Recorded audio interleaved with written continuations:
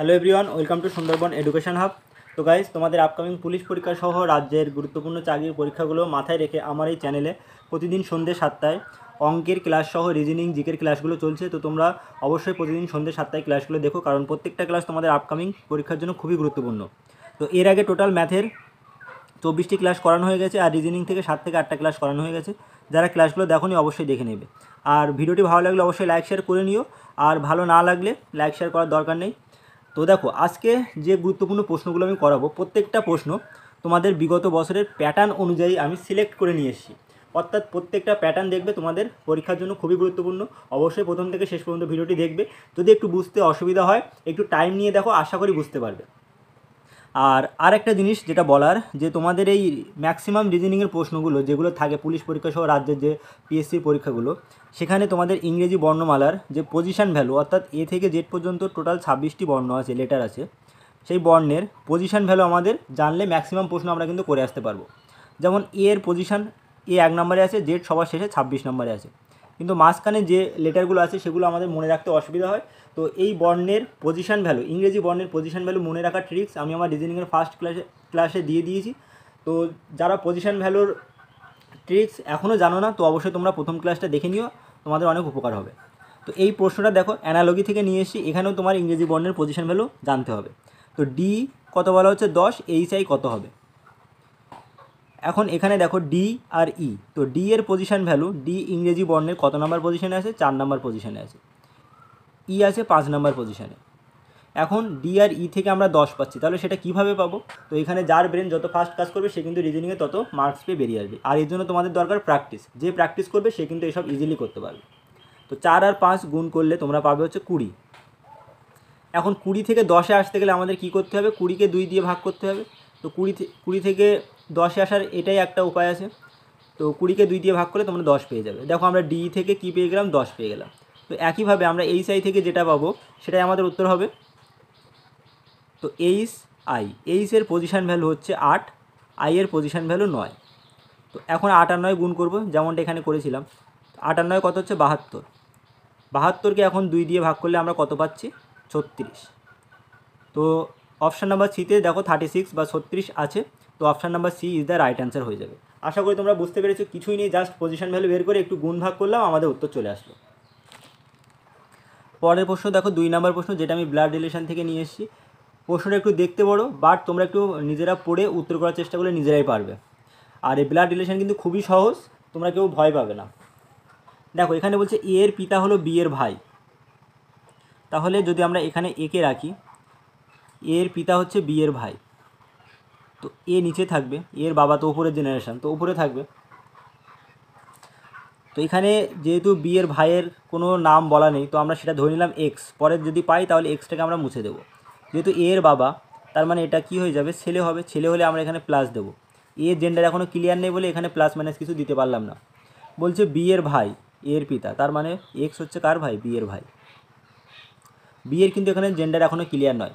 B এর একটি কন্যা আছে সি, তাহলে বি এর একটা মেয়ে আছে সি। মেয়ে মানে মহিলা, তার মানে মাইনাস দাও। বি এর কন্যা যেহেতু, ডি দিলাম ডটার। ডিতে ডটার, এফতে ফাদার, এটা বুঝে নেবে। এমতে মাদার। এখন বলছে সি এর পিতা হলো ডি, আবার সি এর বাবা ডি। তাহলে ডি যদি সি এর বাবা হয় তাহলে বি কী হবে? বি সি এর মা হয়ে যাবে। তাহলে এটা মহিলা হলো, এটা প্লাস পুরুষ। এরপরে দেখো, বলছে ডি এর একমাত্র শ্যালক পি। ডি আর বি হচ্ছে স্বামী স্ত্রী, আর ডি এর শ্যালক যদি পি হয়, আমরা পেয়েছিলাম বি এর ভাই, তো ডি এর শ্যালক হবে। তার মানে এখানে এক্সটাকে মুছে আমরা কী লিখতে পারি? এখানে এক্সটাকে মুছে আমরা পি লিখতে পারি। এই পি হচ্ছে ডি এর শ্যালক, তার মানে বি এর ভাই। এরপরে কি বলছে? পি কিউ এর সাথে বিবাহিত, তো পি এর স্ত্রীকে কিউ, কিউ কী হয়ে যাবে? তাহলে মহিলা। এখন বলছে তাদের একমাত্র কন্যা, যেহেতু পি এর কন্যা এ, তার মানে কিউ এর কন্যাও হবে এ, তো কিউ কী হয়ে যাবে? পি যদি বাবা হয়, কিউ মা হবে। এখন বলছে তাদের একমাত্র কন্যা এ। এ কীভাবে বি এর সাথে সম্পর্কিত? বি এর ভাই হচ্ছে পি, আর ভাইয়ের মেয়ে, তার মানে হয়ে যাবে কে? বি এর সাথে কী সম্পর্ক? বি এর ভাইয়ের মেয়ে এ, তাহলে বি এর সাথে এর সম্পর্ক কী হবে? বি এর ভাইজি হচ্ছে এ। আশা করি তোমরা বুঝতে পেরেছো। একটু টাইম নিয়ে একটু পড়ে উত্তর করার চেষ্টা করবে। বারবার প্র্যাকটিস করলে কিন্তু তারপরে সেকেন্ডে ওড়াতে পারবে। পরের প্রশ্ন দেখো কি বলছে, সিটিপিএন কে যদি ডিএক্স কিউএম লেখা হয় তাহলে এমইউএক্সকে কী লেখা হবে। তো আমরা এখন এটাকে এইভাবে লিখে ফেলি, সিটিপিএন এটাকে কী লেখা হচ্ছে, ডিএসকিউএম। এখন এখানে তোমরা পজিশন ভ্যালুগুলো লিখে ফেলতে পারো। সি এর পজিশন ভ্যালু হচ্ছে 3, টি এর 20, পি এর হচ্ছে 16, এন এর 14, ডি এর হচ্ছে 4, এস 19, কিউ 17, এম হচ্ছে 13।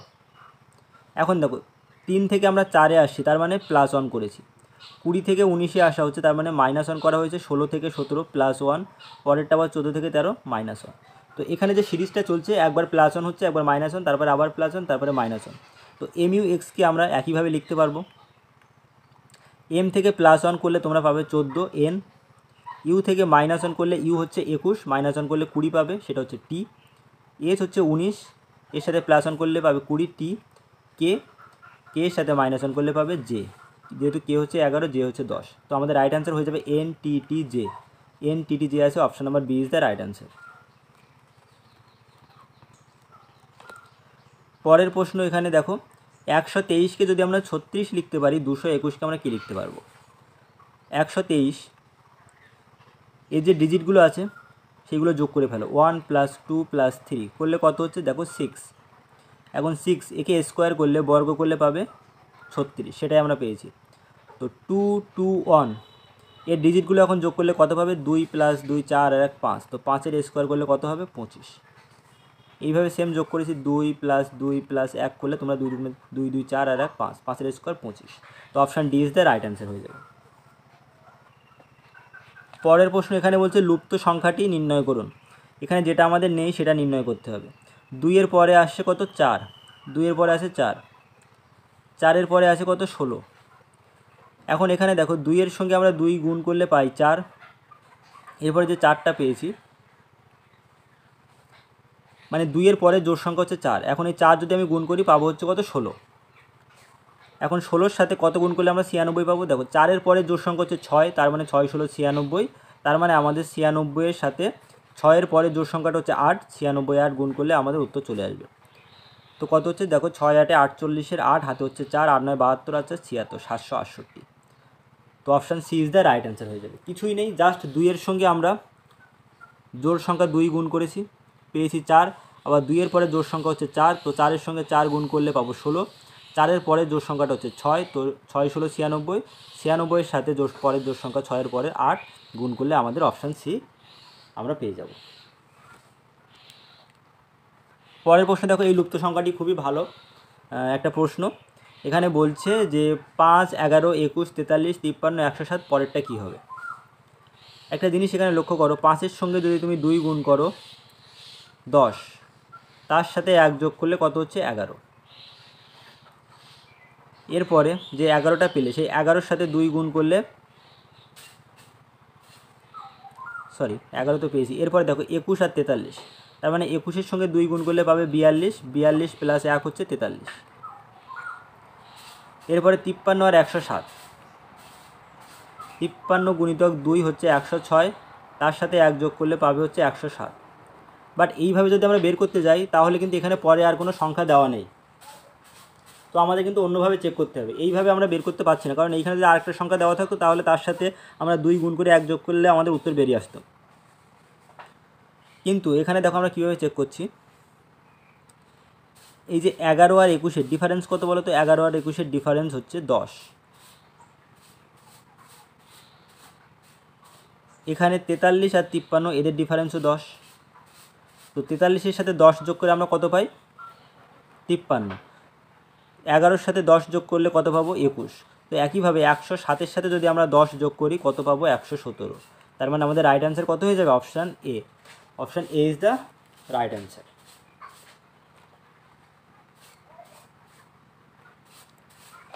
পরের প্রশ্ন দেখো, ক্যালেন্ডার থেকে নিয়ে আসা হয়েছে। এই টাইপের অঙ্ক মানে রিজনিং থাকে তোমাদের।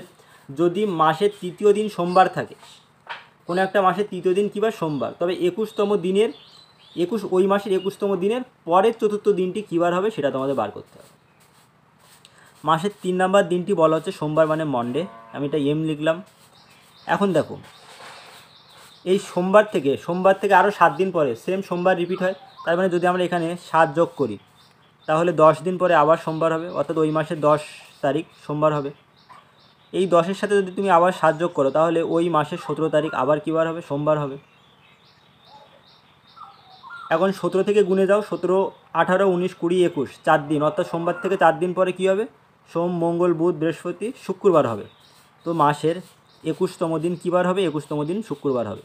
এখন বলছে 21তম দিনের পরের চতুর্থ দিনটি, তার মানে এখান থেকে আরও 4 দিন গুনে যেতে হবে। শুক্রবার থেকে 4 দিন গুনে যাও, শুক্র, শনি, রবি, সোম, মঙ্গল, তাহলে 21তম দিনের পরের চতুর্থ দিনটি হবে মঙ্গলবার। তাহলে আমরা এখানে কী কী পেলাম দেখো, 3 নাম্বার দিনটি, ওই মাসের 3 নাম্বার দিন হচ্ছে সোমবার, আবার 7 দিন পরে 10 তারিখ সোমবার হবে, আবার 7 দিন পরে 17 তারিখ সোমবার হবে। এখন এখানে আমরা কি পাচ্ছি? 4 দিন পরে যদি শুক্রবার হয়, অর্থাৎ 21তম দিন শুক্রবার হলে তার 4 দিন পরে আমরা কি পেয়ে যাব? মঙ্গলবার পেয়ে যাব। এইভাবে জাস্ট একটু 10 সেকেন্ডে তোমরা কিন্তু কাউন্ট করতে পারবে। যখন এটা তোমরা বুঝতে পারবে জিনিসটা, তখন 10 সেকেন্ডে এইভাবে কাউন্ট করে উত্তর করে আসতে পারবে।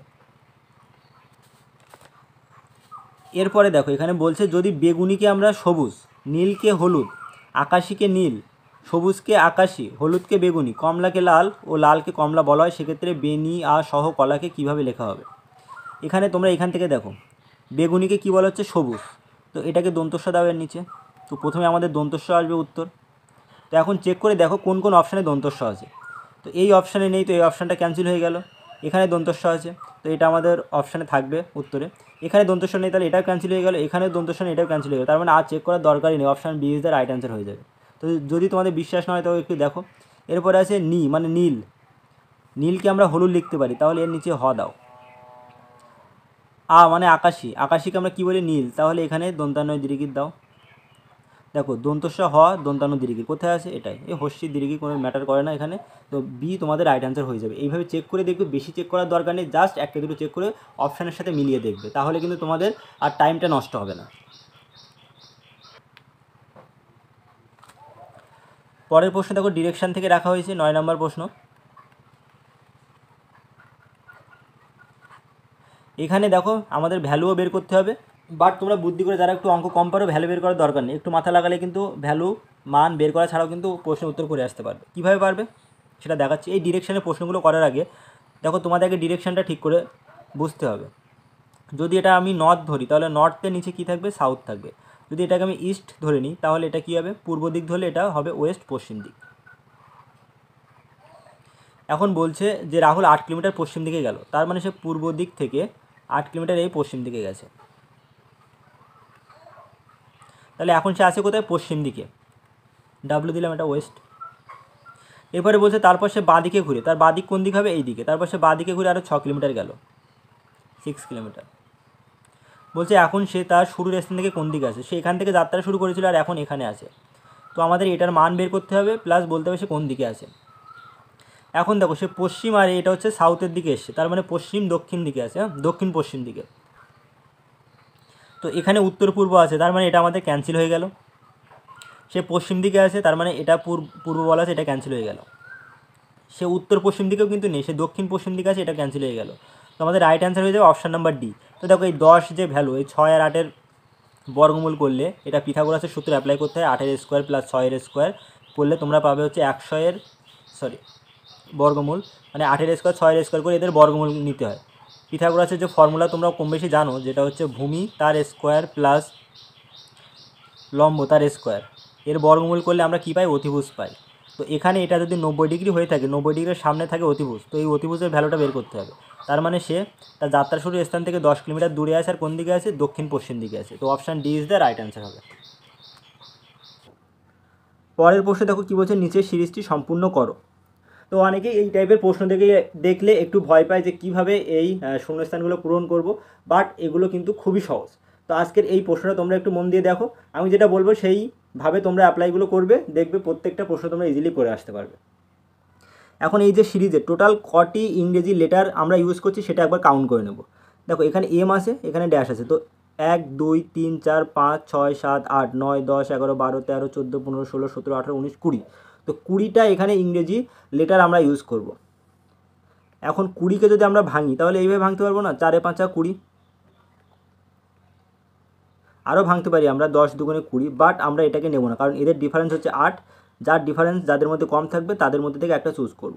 তো এখানে এটাকে যদি আমরা 5টা লেটার নিয়ে যদি এটাকে আমরা কাটি এইভাবে, দেখো 1 2 3 4 5, তো এই 5টা বর্ণ নিয়ে একসাথে রাখলাম, রেখে আমরা এখানে ডিভাইড করে দিলাম 1 2 3 4 5। তো এই 5টা বর্ণ নিয়ে এটাকে ডিভাইড করলাম 1 2 3 4 5, তো এই 5টা বর্ণ নিয়ে ডিভাইড করলাম। এখন চেক করতে হবে, দেখো এখানে আমাদের এনের আগে ড্যাশ আছে, তো এখানে দেখো এনের আগে এন আসে, আবার এনের আগে এম আসে, তার মানে আমাদের এই প্রথম যে ড্যাশে কী আসবে বলো তো, এম অথবা এন আসবে।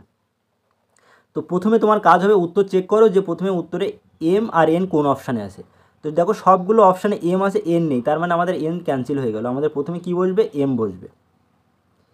এরপরে এম এর সামনে ড্যাশ, তো এম এর আগে কী আছে বলো তো, এম এর আগে পি আছে, এম এর আগে পি, তার মানে আমাদের এই ড্যাশে কী হবে, পি হবে। দেখেছো এদের মধ্যেই, মানে তোমার যে সিরিজটা দেওয়া আছে এর মধ্যেই তোমার উত্তরটা লুকিয়ে আছে। তো দেখো কোন অপশানে পি আছে, প্রত্যেকটা অপশানে এমপি এমপি এমপি আছে, তো এখান থেকেও আমরা কিন্তু এখনও উত্তরটা সিলেক্ট করতে পারছি না। এরপর এটা পেলাম, এরপরে M N N dash P. এখন আমাদের চেক করতে হবে যে পি এর আগে কী আসছে, তো এখানে আমরা পি পেয়েছি, তো পি এর আগে থাকছে ও, তার মানে আমাদের এখানে আসবে কি, পরের ও আসবে। এখন দেখো এম পি এম এই অপশানটা ক্যান্সেল হয়ে গেল, এম পি এম এটাও ক্যান্সেল হয়ে গেল, বাকি থাকছে কি এমপিও এমপিও। তো এখানে থার্ডে আমরা ও পেলাম, এরপরে এন এর আগে কি হবে, এখন বলছে এন এর আগে কি হবে। তো এন এর আগে আমরা কি পেয়েছিলাম, এন এর আগে এম পেয়েছিলাম, তার মানে আমাদের এখন এখানেও এম হবে। দেখো এমপিওএম এমপিওএন, এখানে এম নেই, তার মানে এটা ক্যান্সেল হয়ে গেল, বাকি থাকে কি সি। তো এটাই আমাদের রাইট অ্যান্সার হয়ে যাবে। আশা করি তোমরা বুঝতে পেরেছো। এই যে সিরিজটা দেওয়া আছে এখান থেকেই তোমাদের কিন্তু উত্তর খুঁজে খুঁজে বার করতে হবে, একটু চোখ কান খোলা রাখলে নিজেরাই উত্তর করে আসতে পারবে।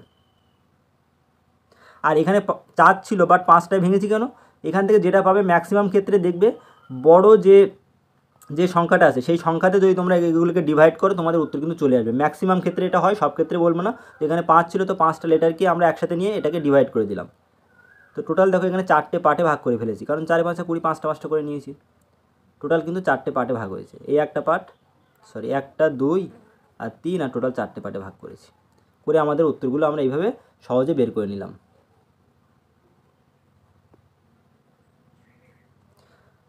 পরের প্রশ্ন বলছে একটি শাড়িতে 5 জন বন্ধু সাহেব, সুজন, গৌরাঙ্গ, পার্থ এবং দীপায়ন বসে আছে। তো সাহেব আছে, সাহেবটাকে আমি এসে দিয়ে লিখছি, সুজনকে আমি এসিও দিলাম, গৌরাঙ্গকে শুধু জি দিলাম, পার্থকে শুধু পি দিলাম, যেহেতু দুটো এস আছে বলে একটাকে এসে আর একটা এসিও দিলাম। এসিও মানে সুজন, এসে হচ্ছে সাহেব, জিতে গৌরাঙ্গ, পিতে পার্থ, ডিতে দীপায়ন। এই 5 জন বন্ধু একটা শাড়িতে বসে আছে, মনে করে একটা শাড়ি। এখন এখানে বলছে দীপায়নের ডান দিকে আছে পার্থ,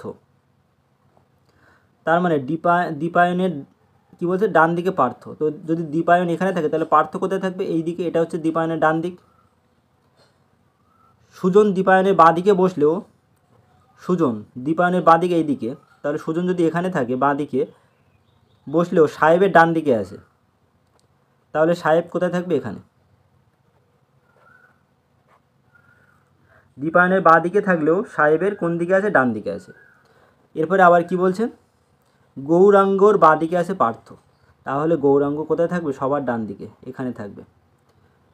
বলছে একদম বাঁ প্রান্তে কী আছে, একদম বাঁ দেখো একদম ডান প্রান্তে আছে গৌরাঙ্গ আর একদম বাঁ প্রান্তে আছে সাহেব, তাহলে রাইট অ্যান্সার হয়ে যাবে আমাদের অপশান এ। আশা করি বুঝতে পেরেছো, কিছুই নেই এখানে। পরের প্রশ্ন, এটাও আমি ব্লাড রিলেশন থেকে রেখেছি, খুবই ভাইরাল একটা প্রশ্ন। দেখো বলছে একজন মহিলার দিকে ইঙ্গিত করে একজন লোক বলল, তাহলে যদি তুমি ধরে নাও এই বক্সটা হচ্ছে সেই লোক, সেই লোকটা একজন মহিলার দিকে ইঙ্গিত করছে, মহিলা মানে মাইনাস দিলাম, যে তার একমাত্র ভাইয়ের ছেলে, ওই মহিলার একমাত্র ভাই, ভাইটাকে ধরে নাও এক্স, ভাই মানে ছেলে, তো প্লাস দাও, তার একমাত্র ভাইয়ের ছেলে, ছেলেটাকে ওয়াই দিলাম, ওয়াইও হচ্ছে ছেলে মানে প্লাস, ছেলে আমার স্ত্রীর ভাই, তাহলে ওই লোকের স্ত্রী কি হয়ে যাবে, এই ওয়াইয়ের বোন হয়ে যাবে। এখানে জেড মহিলা, এটা আবার কি, ওই লোকের স্ত্রী, তাহলে ওই লোকটা কোন জেনারেশনে থাকবে, এই জেনারেশনে থাকবে এখানে।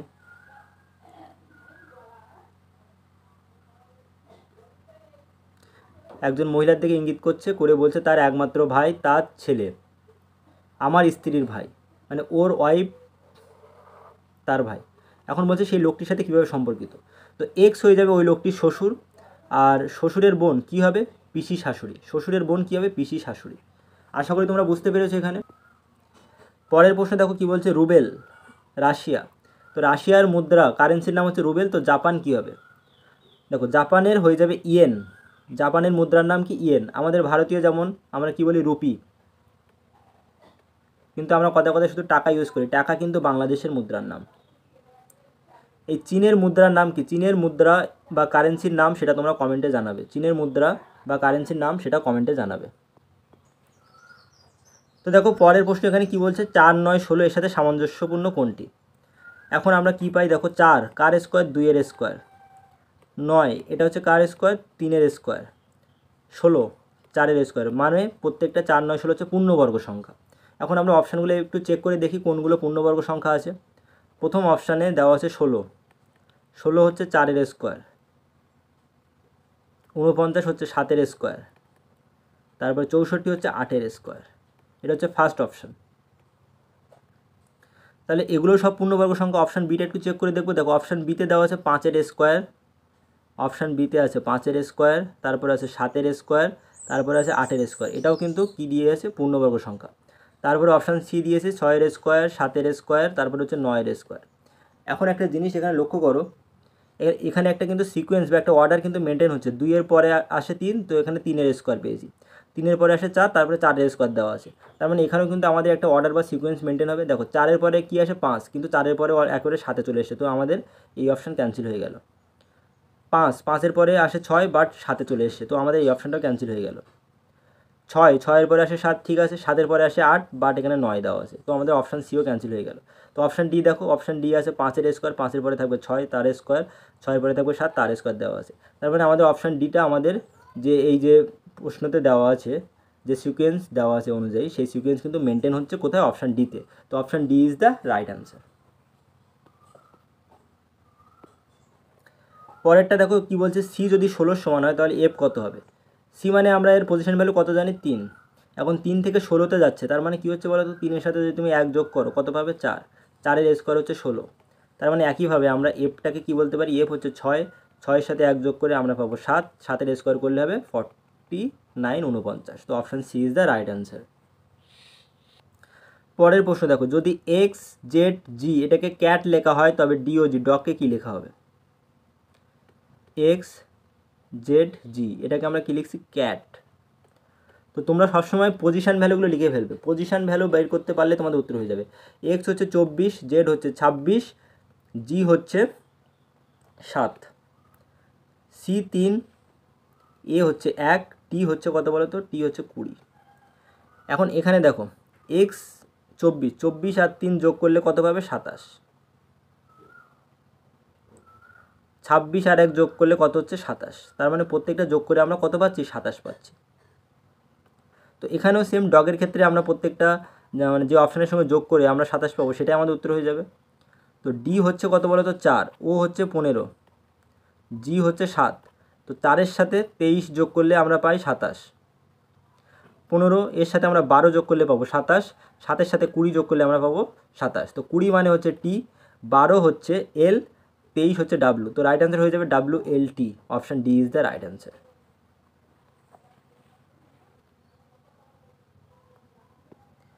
পরের প্রশ্নে দেখো কি বলছে, বিবৃতি দেওয়া আছে, সিদ্ধান্ত দেওয়া আছে, আমাদের কোনটি হবে। বলছে সমস্ত হাঙর হয় মাছ, তাহলে সব হাঙরই কি মাছ। তো যদি আমরা এটাকে এইভাবে লিখি, এটা যদি হাঙর হয়ে থাকে, এর মধ্যে সব হাঙর কী হবে, মাছ হবে। সরি, এটা যদি মাছের যদি সার্কেল হয়ে থাকে তাহলে মাছের মধ্যে কী আসবে, হাঙর, কারণ সব হাঙরই হচ্ছে মাছ। বাট কোনো মাছ সাপ নয়, তো সাপ কোথায় থাকবে, বাইরে থাকবে। বলছে কোনো সাপ একটি হাঙর নয়, তো এটা বাস্তবিক, কোনো সাপ হচ্ছে হাঙর হবে না, কারণ কোনো মাছ সাপ নয়। তার মানে আমরা সেটা বলতেই পারি কোনো হাঙর সাপ নয়, এটা ঠিক দেওয়া আছে। কোনো হাঙর একটি সাপ নয়, এখানে তো বলাই আছে যে হচ্ছে কোনো মাছ সাপ নয়, তার মানে মাছের মধ্যে আছে হাঙর। তো কোনো হাঙর সাপ নয়, তো দুটোই কিন্তু একই জিনিস, বাট একটু ঘুরিয়ে দিয়েছে। কোনো সাপ একটি হাঙর নয়, কোনো হাঙর একটি সাপ নয়, দুটোই কিন্তু ঠিক দেওয়া আছে। কারণ প্রত্যেকটা হাঙর হচ্ছে মাছ, আবার বলা হচ্ছে কোনো মাছ হচ্ছে সাপ নয়, তো সাপ হচ্ছে বাইরে থাকবে, তার মানে কোনো হাঙর সাপ হবে না। তো প্রত্যেকটা যে সিদ্ধান্ত দেওয়া আছে প্রত্যেকটাই ঠিক, তো 1 ও 2 উভয়ে আমাদের ঠিক হবে। তো অপশান ডি ইজ দ্য আমাদের রাইট অ্যান্সার হয়ে যাবে। এখানে দেখো একটা লুডুর ছক্কা দেওয়া আছে, বলছে নিচের ছবিতে একটি লুডুর ছক্কার দুটি অবস্থান দেখানো হলো, যখন ছক্কার উপরি তলে 1 থাকে তখন ঠিক তার বিপরীতে কী থাকবে। এখানে লুডুর ছক্কার দেখো এখানে 4 আছে, এখানেও 4 আছে, তাহলে 4 আর 4 কেটে ফেলো। এখানে 6 আছে, এখানে 6 আছে, তো 6 আর 6 কেটে দাও, বাকি থাকে 1 আর 5, তার মানে 1 এর বিপরীতে থাকবে 5, তো option C is the right answer হবে।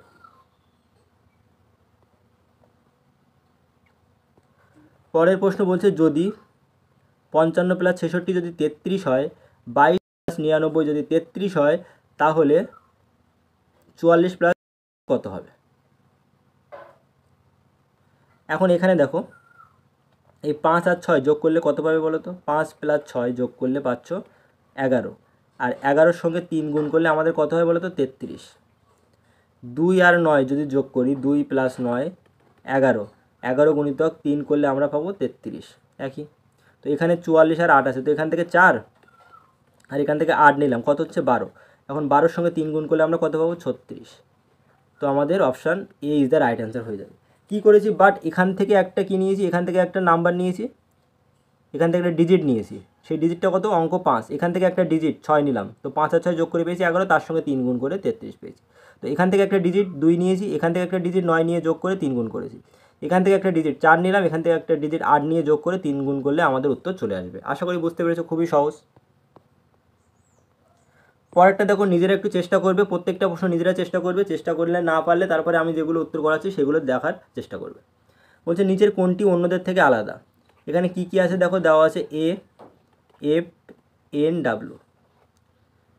এখন দেখো এখানে আমরা পজিশন ভ্যালুগুলো প্রথম বার করবো, এ হচ্ছে 1, এফ হচ্ছে 6, এন হচ্ছে 14, ডাব্লু হচ্ছে 23, বাট এভাবে কিন্তু আমরা কিছু আইডিয়া করতে পারছি না, তো আমাদের ব্রেনটা অন্যভাবে কাজে লাগাতে হবে।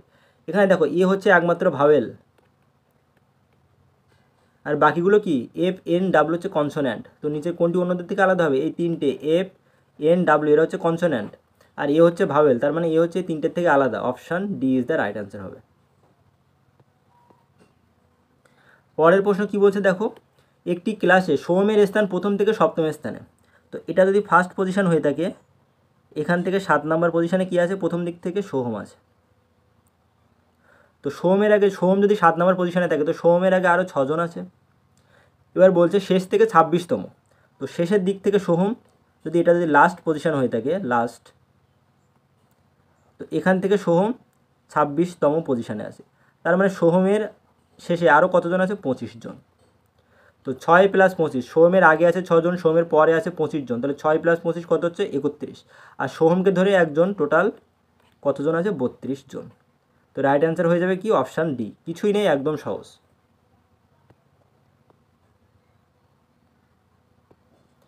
পরের প্রশ্নে দেখো কী বলছে, যদি পি প্লাস কিউ মানে পি হলো কিউ এর মা, তাহলে প্লাস কি নির্দেশ করছে, মাকে। পি ভাগ কিউ মানে পি হলো কিউ এর বাবা, তাহলে ভাগ নির্দেশ করছে হচ্ছে বাবাকে। পি মাইনাস কিউ, পি হলো কিউ এর বোন, তার মানে মাইনাস কি নির্দেশ করছে, বোনকে। এখন আমাদের প্রশ্নে বলছে তাহলে নিচের কোন সম্পর্কটি দেখায় যে এম আর এর কন্যা। তো এম আর এর কন্যা, তার মানে আমাদের এখানে কী হতে পারে, আর প্লাস এম হতে পারে, আর প্লাস এম মানে হয়ে যাবে আর এম এর মা, আর কী হতে পারে, আর ভাগ এম হতে পারে, আর এম এর বাবা। তো এখান থেকে যদি এই দুটো আমরা পেয়ে যাই, তার মানে আর প্লাস এম, তার মানে হচ্ছে এম এর মা আর আর ভাগ এম, তার মানে এম এর বাবা হচ্ছে আর, তো এই দুটো ক্ষেত্রেই কী হবে, এম এদের কন্যা হয়ে যাবে। এখন এখানে দেখো আর প্লাস এন আছে, আর প্লাস এন মানে হচ্ছে এন এর মা হচ্ছে আর, তাহলে এই অপশান ক্যান্সেল হয়ে গেল, আমাদের বের করতে হবে এম আর এর কন্যা, এই রিলেশন বার করতে হবে। তো আর ভাগ এম, তার মানে আমরা কি বলতে পারি, আর হলো এম এর বাবা, তো এটা আমাদের ঠিক আছে কিন্তু, আর আর মাইনাস এম, তার মানে আমরা কি বলতে পারি, আর হলো এম এর বোন, তো আমাদের এটাই রাইট অ্যান্সার হয়ে যায়, অপশান বি। আমাদের চেয়েছে যে কোনটি দেখায় যে এম হচ্ছে আর এর কন্যা, তো এই একমাত্র বি অপশান সেটাই দেখাচ্ছে এম হচ্ছে আর এর কন্যা, কারণ আর ভাগ মানে কি, ভাগ মানে ডিনোট করে বাবাকে, তার মানে আর হচ্ছে এম এর বাবা, আর এম কার কন্যা, আর এর কন্যা। তো এটাই হচ্ছে আমাদের রাইট অ্যান্সার। আশা করি তোমরা বুঝতে পেরেছো, কিছুই নেই, এই টাইপের রিজনিং একটু ভাবনা চিন্তা করে প্র্যাকটিস করো, তোমরা নিজেরাই কিন্তু সেকেন্ডে ওড়াতে পারবে। তো গাইস এই ছিল আজকের গুরুত্বপূর্ণ কিছু রিজনিং থেকে প্রশ্ন। তোমরা যারা প্রথম থেকে শেষ পর্যন্ত ভিডিওটি দেখলে আশা করি তোমাদের ভালো লাগবে, আর ভালো লাগলে লাইক শেয়ারটা করে দিও। তো guys thank you, bye by.